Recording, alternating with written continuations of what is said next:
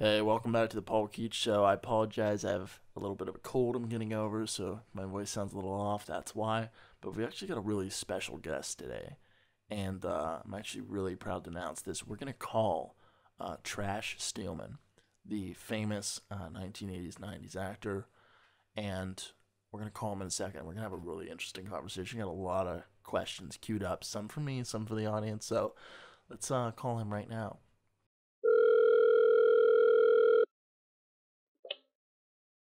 Hello. Hey, hello, Mr. Steelman. Am I getting your last name correct? It is indeed Mr. Steelman. No, it's Spellman. Spellman. Okay. Spiegelman. I th- I thought you said it was Spellman. No, here's the thing. That was my name when I was a registered magician on the city census years ago. It's now Bags Sporman. I thought your first name was Edge. Bags Goodman! Okay, so now your last name is Goodman and not Steelman. That's not even remotely the same. I can't see how those two names are conflated. No. It's Drags Bushman. Oh, okay. Yeah, I don't think I have enough faith in myself to continue here. Sludge Edelman. Okay, so Edge Nealman, Pledge Nealman. No, it's Ed Spielman.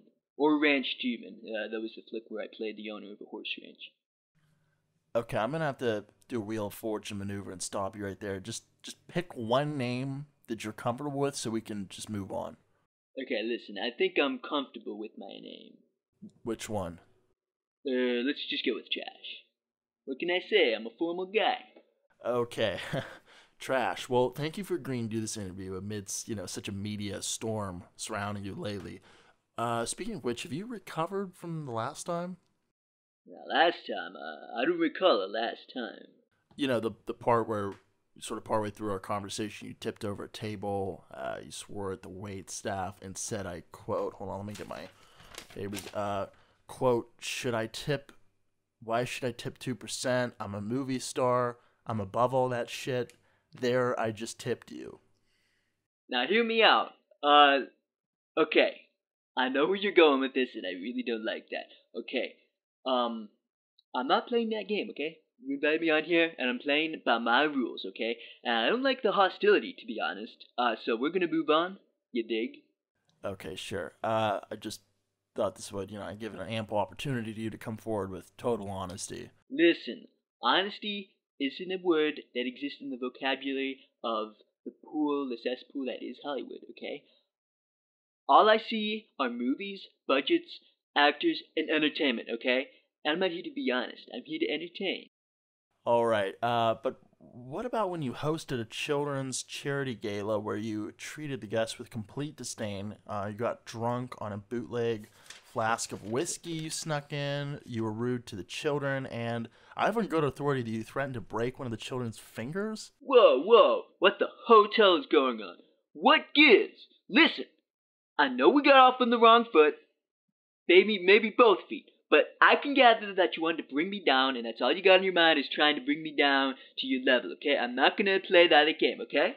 Okay, well, regardless, I mean, can you confirm any of these stories? I mean, these aren't just tabloid gossip cover grabs. These are real people. Now listen, none of those reactions were unwarranted, okay? Some of those kids are straight up little devils, okay? I swear it sounds harsh, but some of those little chubby cheeked choir boys are hell's angels. They will test your limits, and they will blame you when the shit hits the fan. So when you play blackjack with a few kids and they don't play by the book, they cheat, they lie, they bluff. What do? They do all those things. And I may have taught them a few of those things, but when I taught them poker, okay, but those were street smarts. I was trying to get them on my level and say, hey, you gotta break some of the rules, and you gotta, immerse yourself in some of the vice and the world's ways in order to get that wisdom. But kids will bring you down and bring out the worst in you. Still, I don't see, it just doesn't seem to me like grabbing and threatening them is a sensible reaction, though. Let's see you try to balance public affairs while plastering on a fake smile with a gang of kids tugging onto you and leeching out every bone in your body till you break. Look, I don't even care that much, dude, but that's just my 2 cents. Okay, but surely you can kind of see why this might be bad for your publicity, right? Dude, I said I was sorry. Let it go. Okay, well let's hope your actions actually match up with your promises. What? Never mind. Just forget about it. This guy going on megawatts, like some sort of French revolutionary having an existential crisis. No can do, sir. What are you saying? Yeah. What's that? You gonna talk trash to me? You gonna talk trash to me? I'll trash your ass. How about that? Oh, nothing. Go on. Okay, so I'm just gonna kind of put that all behind us. Sorry, I touched those sensitive topics, but okay, so let's kind of move on to your movies. I really want to talk about those. So you made 7 Allegro movies in the Allegro series, the Allegro franchise. You know, there were multiple video games, but the movies are the main kind of meat of the franchise I want to talk about. And by the way, if anybody doesn't know, Allegro was a really popular. I mean, for like the few people who don't know about it, Allegro was just a really popular sort of karate action, Steven Seagal, Sylvester Stallone kind of karate flick series that started in the 1980s, and honestly, it's somehow still going on, whether people want it to or not. It's just really popular. Kind of went downhill around the middle of the series, but I'm glad it's still on because I personally love it. So, why did you decide to skip from Allegro 6 straight to Allegro 8? I don't like. Why not just make Allegro 7? What was up with that? My agent called me up one night, and I was just waiting to get some shut eye. But he sounded pretty hyped, so I heard him out, and he said, Trash, are you ready to do Allegro 8? I'm going to be fully honest with you. I'm asking you right now. I've got the budget ready. I've got the headshots out for all the actors. I've got a cinematographer ready. I got a budget in mind, okay? Are you ready to do Allegro 8? And I was like, hold up. Hold up. We haven't even done Allegro 7 yet. We haven't even done Allegro 7 yet. He said, fuck Allegro 7. We just skip to number 8 because we can't. We had the power to do that. And I was like, whoa, dude, you're breaking my mind. Like, skipping numbers doing Allegro 3, that was easy enough, because Allegro 1, 2, 3, I don't know, maybe he has something against, irrational numbers, but he said, dude, we just skip to Allegro 8 because fuck the number system. My agent, listen, he said, I have a personal vendetta against arithmetic. Ever since a failing algebra in high school, ever since his teacher demoralized him in front of the whole class, he wanted to gain vengeance on her, to show her who's boss, to show her maybe I can live a life without fucking numbers or basic arithmetic. So prepare for infinity more, Allegro. I don't even care what the critics say. We're gonna do Allegro 1568 if we want. Ha ha ha. Fuck positive numbers. We go negative. Allegro -2. Allegro -2.789. We're doing fucking irrational numbers. Nothing can stop us. Return to 0, dude. Whenever somebody asks me how many cold slices of deli meat I want, I just say, give me a bunch. Plus, I like round numbers because they're like easy to do with. Ha ha ha. Mr. Steelman, can you count? Of course I can. The point is, I can count the stacks of cash lying around the house if I need to. I just need an accountant to do all the messy, complicated stuff. Like all the complicated numbers. Look, 2 plus 2 equals fucking Allegro, which also equals money. There's nothing you can do about it. Money rules Hollywood, not numbers. Sure, you gotta look at the numbers like the box office and ticket sales, but aside from that, it's all straight cash. Wow. Well, that definitely tells me a lot about your, you know, education background and whatnot. Never fucking use numbers. They fucking stifle me. I'll go throughout the day, I'll be counting fucking just money, and that's it. I get my accountant to do everything else. Wow, that's Fuck numbers. I'm not even gonna teach my kids about numbers because you know what? I'm not gonna drag them through that system. These are the hell that me and my agent when I say, ha, we have the right idea. Fuck numbers. Move on. Words speak out louder than numbers. okay. I mean, well, that's informative. I think we should move on.